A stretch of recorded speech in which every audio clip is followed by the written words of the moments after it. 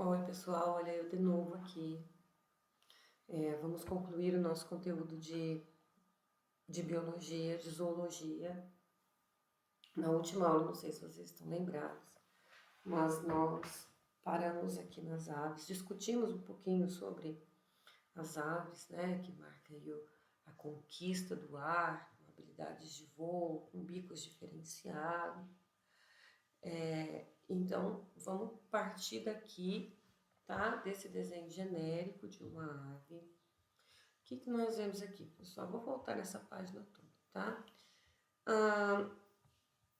Nós temos, entre as características das aves, a homeotermia, que é uma novidade evolutiva, e a endotermia.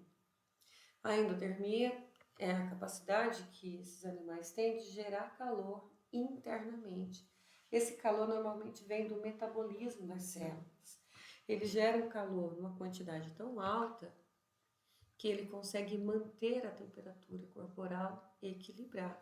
Então, essa característica inicia-se nas aves. As aves também, elas possuem penas de diferentes tamanhos, diferentes cores, que as penas elas servem tanto para o voo, tá? Quanto também para manter a temperatura corporal. Elas servem como isolantes térmicos. Nas aves nós também vemos a perda de algumas estruturas, por exemplo, não tem dentes, não tem bexiga, não tem intestino grosso, isso para manter o corpo hábil para o voo. Nós também vemos nas aves fusão de ossos. Os ossos das aves, eles são ossos pneumáticos, quer dizer que eles são ocos, porque dentro desses ossos há um armazenamento de ar quente, para manter a densidade equilibrada, de modo que elas consigam voar, de modo que elas consigam planar. As aves, elas também possuem um sistema de excreção de ácido úrico, que entre todas as excretas nitrogenadas é aquela qual demanda menos água. Então vamos explorar um pouquinho esse desenho, tá? O que nós temos aqui? Essa ave ela não é um dos meus melhores desenhos. Eu vou oscilar entre esse desenho e entre o caderno de estudo para vocês terem uma visão melhor, tá? Uma noção melhor do que eu estou falando. Bom, vocês estão vendo aqui que tem esses círculos: tetrizes, rêmides e retrizes. Tetrizes são as penas que recobrem a parte axial da ave. As rêmides são as penas que ocupam essa posição nas asas. E as retrizes, as penas que formam a cauda da ave. Essas penas, tá? Elas têm, sobretudo, uma função aerodinâmica para ajudar essas aves que têm necessidades diferenciadas. Tem aves que migram por longos trajetos, tem aves que são maiores, tem aves de alta performance, como as aves de rapina, como as águias. Então, esse padrão das asas, ele é importante para ajudar esse animal no seu processo de voo. Então, nós temos aqui um bico. Esse bico ele vai se diferenciar de acordo com o que essa ave consome de alimentação, ok? Essa ave possui a carena. Essa carena ela foi vista aqui no início da aula, tá? Que é essa extensão do osso externo do peitoral da ave. A ave também tem um peitoral bem desenvolvido. Esses músculos ajudam na força, né, para que elas batam as suas asas, para que consigam realizar o voo. O que mais nós temos aqui? A presença de uma clavícula, tá? Quem já comeu frango na casa da mãe, na casa da avó, na casa da tia, tem uma região que tem um ossinho junto. As aves, elas têm, partindo aqui para essa parte digestória, elas têm um papo. Esse papo armazena o alimento que elas ingerem.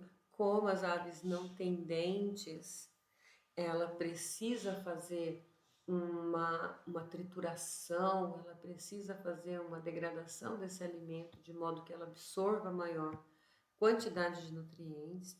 Então, após o papo, nós temos aqui o proventrículo, que funciona como um estômago químico. Após essa liberação de substâncias que faz aí a primeira quebra dos alimentos, esses alimentos eles vão para uma moela. A moela é como se fosse um estômago mecânico. A moela tritura os grãos, tritura os alimentos consumidos, ingeridos pela ave, para que, enfim, vá para o sistema final, né, a parte final do sistema digestório, onde vai haver a absorção dos nutrientes. Nós temos a glândula uropigiana nas aves. Agora, há pouco eu falei para vocês que as penas, elas atuam como isolantes térmicos, e as aves elas também têm um mecanismo todo especial nessa glândula uropigiana, que é uma glândula que secreta óleo. Esse óleo serve para impermeabilizar as penas, tá? Eu coloquei aqui entre parênteses, a sambiqueira é aquela caudinha final, uma protuberância terminal próxima ali à cauda das aves, tá? E é essa glândula que secreta o óleo para manter as penas impermeabilizadas. Ainda pensando em voo, as aves elas possuem pulmões e também possuem, né, junto aos pulmões, anexado aos pulmões, sacos aéreos. Esses sacos aéreos também são facilitadores para o voo. Então veja que as aves elas têm toda uma composição que permite que elas voem, tá? As aves elas liberam fezes, urina e os ovos pelo mesmo orifício, pela cloaca, que tem aí essa função reprodutiva. Vou agora lá na apostila de vocês mostrar um pouquinho mais das aves pelo ponto de vista deles, tá bom? Deixa eu ver se eu consigo ampliar aqui. Muito bem.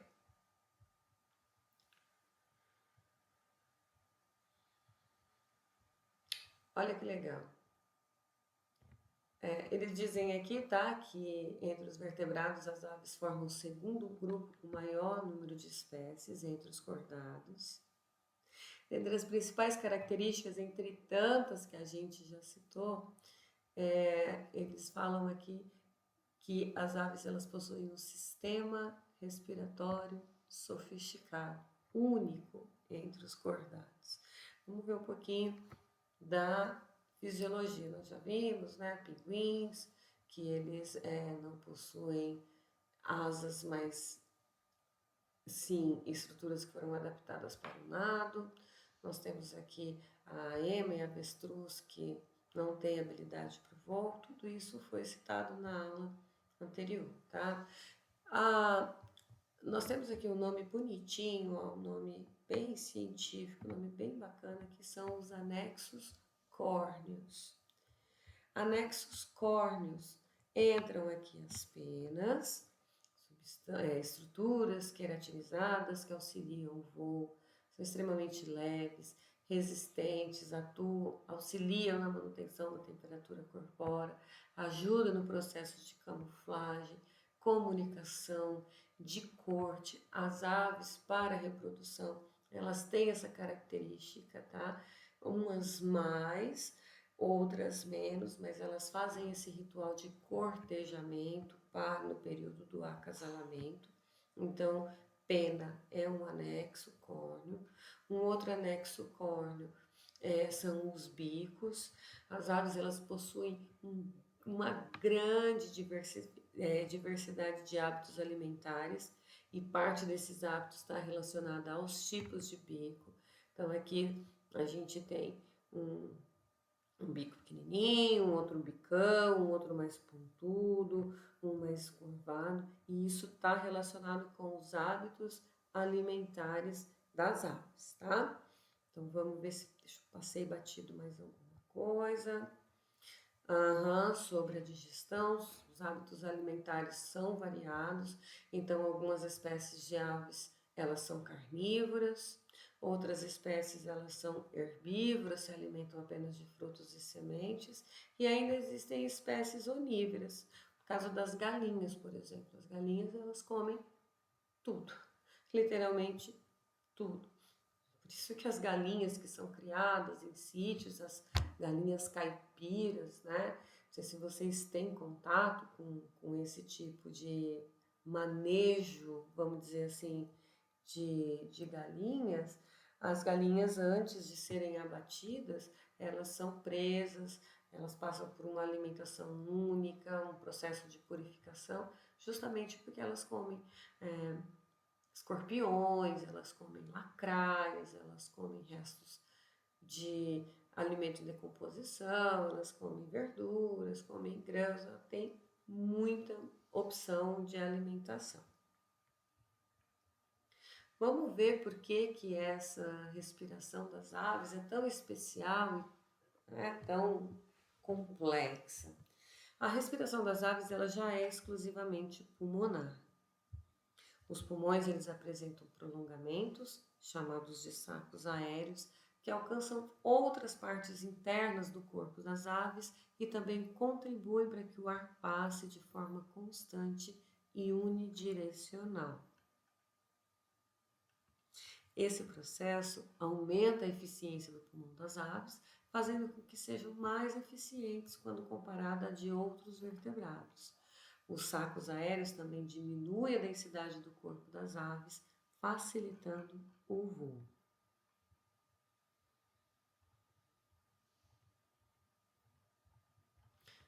Aqui também traz os músculos peitorais desenvolvidos, responsáveis aí pelo batimento das asas, e aqui o osso externo em forma de quilha, onde são inseridos todos os músculos desse peitoral, auxiliando essa ave como um todo no seu processo de voo. Aqui nós temos a imagem de um osso pneumático, tá? Então, agora há pouco eu disse que eles eram ocos, então ele favorece o voo, evita o acúmulo de líquido, né, no corpo, aumentando a massa. Circulação. As aves apresentam um coração totalmente dividido em 2 átrios e 2 ventrículos, porém, ao contrário dos répteis crocodilianos, que também possuem coração tetracavitário, as aves apresentam separação completa entre o sangue rico em oxigênio e o sangue pobre em oxigênio. Gente, isso daqui também é considerado uma novidade evolutiva, tá? O coração faz, dentro do coração, esses átrios e ventrículos, eles separam o que é o sangue venoso e o que é o sangue arterial. Isso dá muito mais eficiência, porque nos animais que não têm essa separação, em que há uma região central ali onde esses dois sangues se misturam, eles não têm uma eficiência tão boa quanto os que têm a separação do sangue venoso e do sangue arterial nas cavidades cardíacas, tá? Que são exemplos de pinguins que são muito bonitinhos.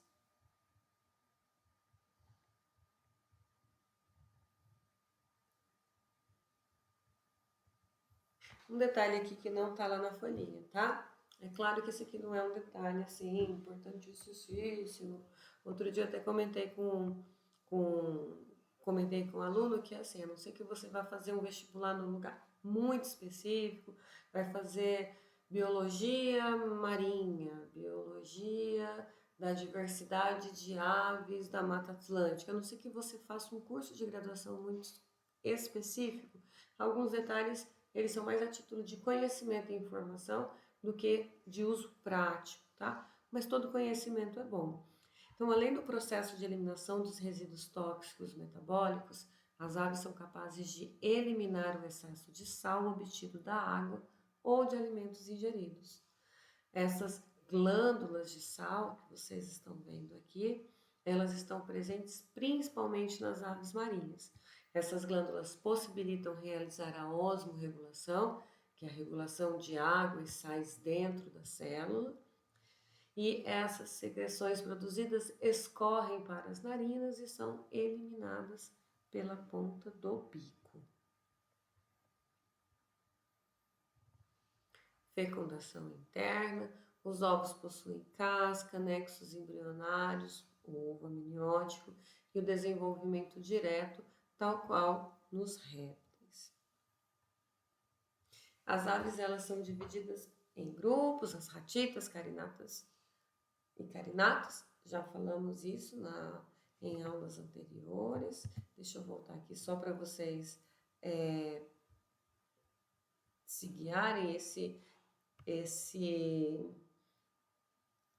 essa aula que eu estou apresentando aqui.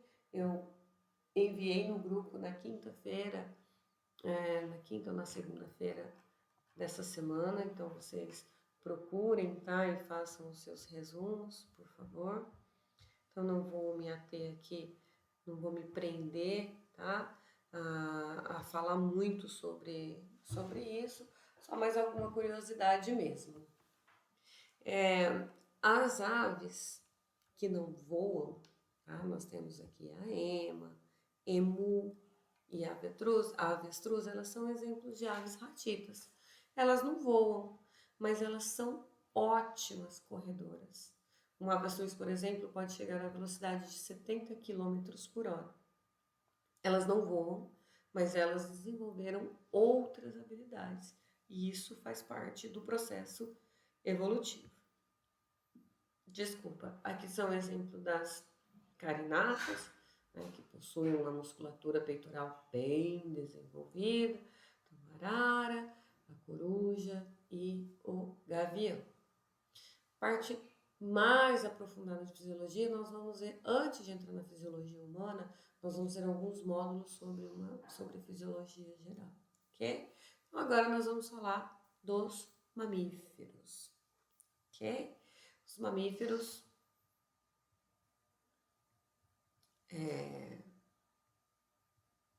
possuem algumas características muito marcantes. Então, nessa aula também sobre mamíferos, eu queria que vocês se preocupassem por achar que essa aula está curtinha ou que está faltando característica, diferente lá dos quinidários, dos poríferos, que eram muitas células fazendo ali, né, fazendo os processos metabólicos desse animal. Como nós vamos ver fisiologia humana, e nós somos mamíferos, então muitos desses processos eles são muito semelhantes. Então não quero fazer uma aula gigantesca falando sobre a fisiologia dos mamíferos, sendo que nós vamos ter oportunidade de fazer isso com mais calma lá na frente. As características principais dos mamíferos são pelos, glândulas mamárias, diafragma, hemácias anucleadas e a endotermia. Vou voltar lá para o meu slide, tá? Fiz um desenho muito bonitinho. Olha só. Esse é o nosso momento de falar sobre os mamíferos.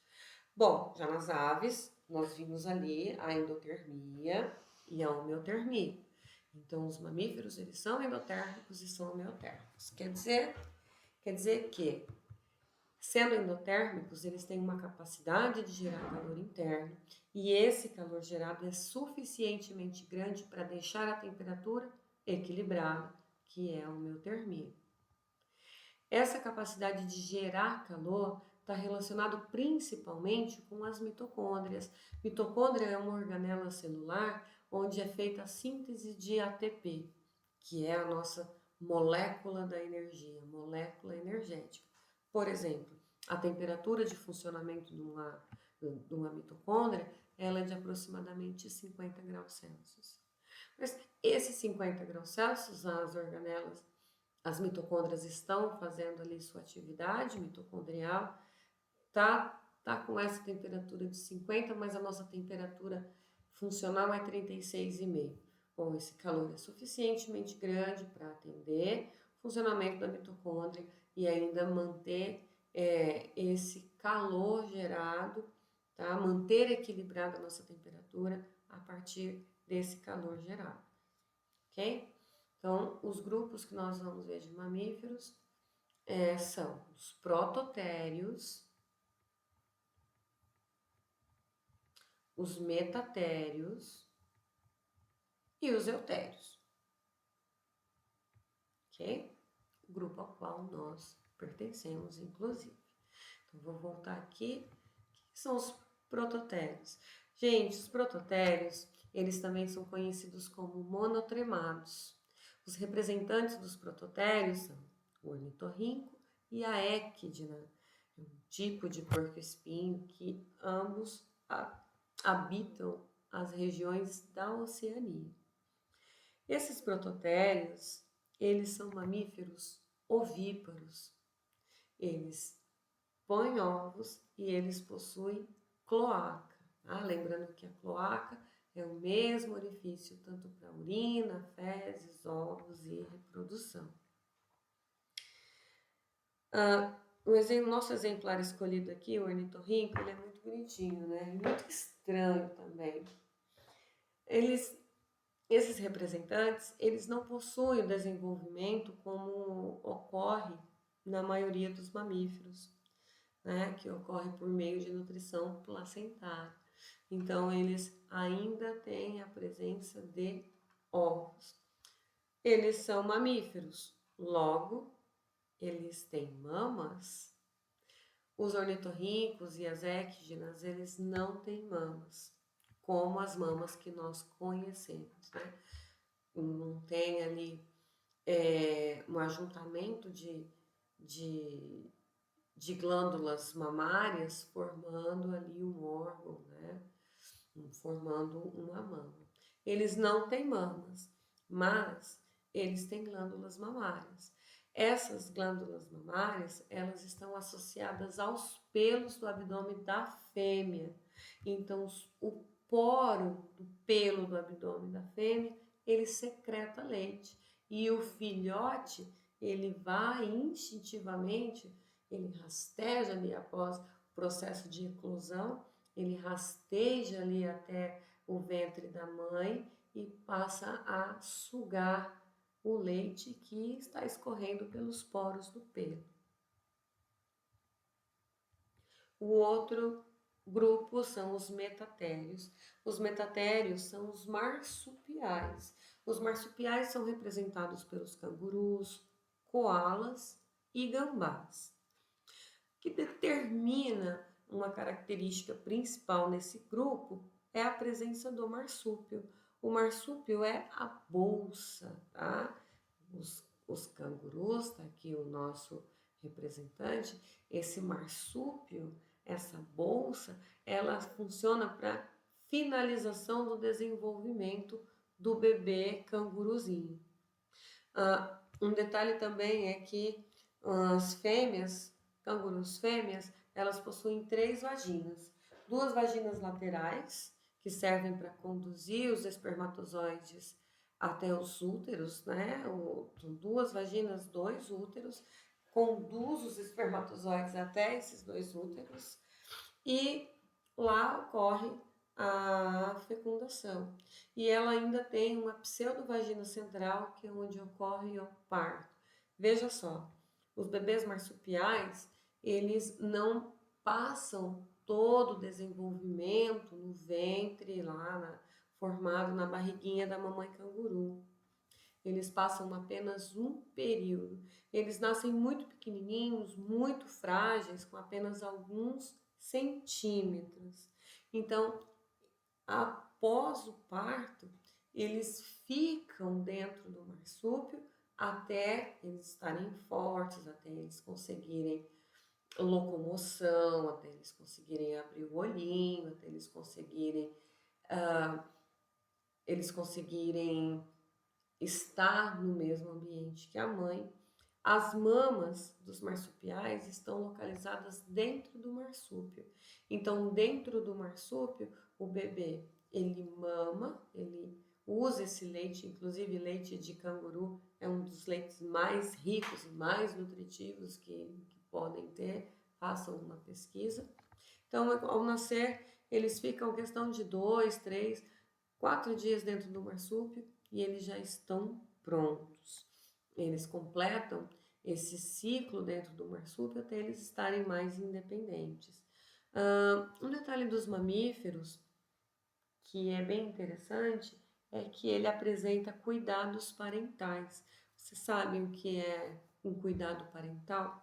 Quer dizer que a fêmea no pós-parto, ela cuida do filhote, ela ensina o filhote, ela orienta o filhote. Isso a gente também vê em aves, tá?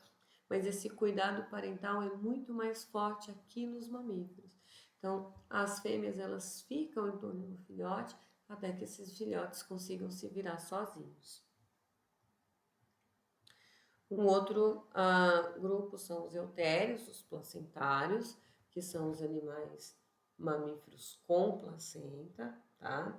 Essa placenta ela serve de um portal de comunicação entre a mãe e o bebê para troca de nutrientes, oxigênio, liberação de excretas, entre outras. Nós temos muitas ordens dos mamíferos, muitas. Então, aqui estão algumas, as principais.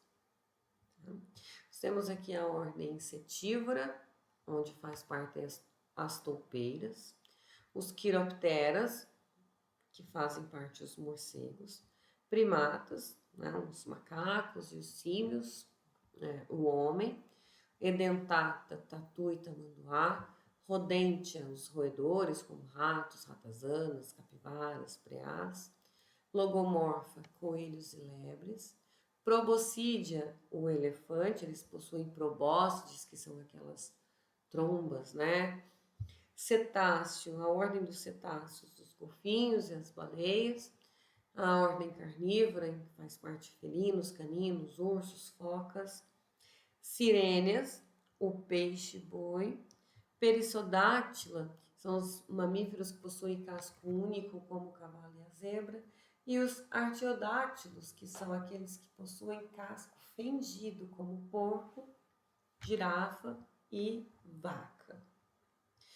Eu separei aqui para vocês as características que separam os mamíferos dos demais grupos. Glândulas mamárias, sudoríparas e sebáceas. Então, o único grupo que possui glândulas mamárias, glândulas sudoríparas e sebáceas são os mamíferos. Dentes diferenciados. Os dentes diferenciados para diferentes hábitos alimentares. Nós temos dentes, nós temos molares, pré-molares, caninos, incisivos. Isso nos deu, estou falando em termos de mamíferos, tá? Isso nos deu vantagens enormes, porque nós praticamente conseguimos nos virar, comer, nos alimentar com uma diversidade também grande. Os mamíferos foram os primeiros animais a apresentarem diafragma. O diafragma é um músculo que separa a cavidade digestiva da parte respiratória. Os mamíferos também possuem hemácias anucleadas, como se fosse um fandango, um salgadinho. E esse formato anucleado, esse formato anatômico da hemácia, ela também tem uma função, que é aumentar a superfície de contato para o transporte de oxigênio. Presença de pelos e a presença de 7 vértebras cervicais, com a única exceção da preguiça, que tem 8, e do peixe-boi, que tem 6. Agora eu vou dar uma olhadinha no nosso tempo. 29 minutos, tá bom. Vou dar um passeiozinho lá na apostila para ver se tem algum detalhe que faltou nessa explicação. Bom, se há uma grande variedade de hábitos alimentares, então nós assumimos que há mamíferos herbívoros, carnívoros e onívoros. Respiração exclusivamente pulmonar e extremamente eficiente. A respiração dos mamíferos é muito eficiente. Não tem toda aquela parafernália das aves, né? sacos aéreos e TTT, mas nós temos uma capacidade de oxigenação e eliminação de gás carbônico impecável. É muito complexo. Nós temos nos nossos pulmões, lá no final dos pulmões, os alvéolos, que são saquinhos que guardam ar. Maravilhoso. Ali que ocorrem as trocas gasosas. Nós temos uma comunicação do sistema respiratório com o sistema circulatório, que quando vocês estiverem vendo a fisiologia, vocês vão achar incrível, maravilhoso, como que funciona tão bem integrado. Uma outra característica, já dando um spoiler aqui, nós temos sistemas fisiológicos impecáveis, dão para os mamíferos habilidades únicas de sobrevivência, um coração tetracavitário, nós excretamos ureia como a principal excreta nitrogenada, o sangue é filtrado em rins que são muito eficientes, que eliminam todos os resíduos tóxicos metabólicos do processo das células. A reprodução, né? Os mamíferos possuem sexos separados, uma fecundação interna, desenvolvimento direto, e na maioria das espécies ocorre dentro do útero da fêmea. As fêmeas, elas sempre carregam aí a missão de gerar o seu descendente.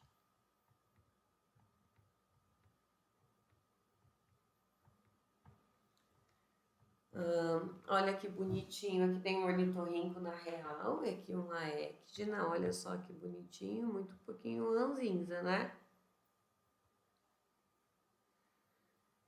Aqui tem a fotinho, aqui a gente tem os filhotinhos aqui, em cima da mamãe, que é a mamãe gambá. Na imagem B, nós temos aqui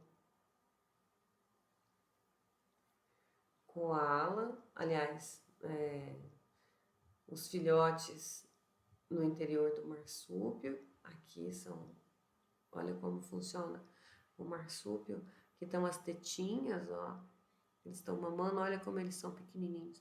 Então eles ficam aqui no marsúpio até que eles consigam criar pelinhos, tirar essa membrana dos olhos, se acomodar à luz. No C a gente tem os koalas, que são bonitinhos. E D a gente tem aqui um canguru. Essa B, esses filhotes no interior do marsúpio aqui, são...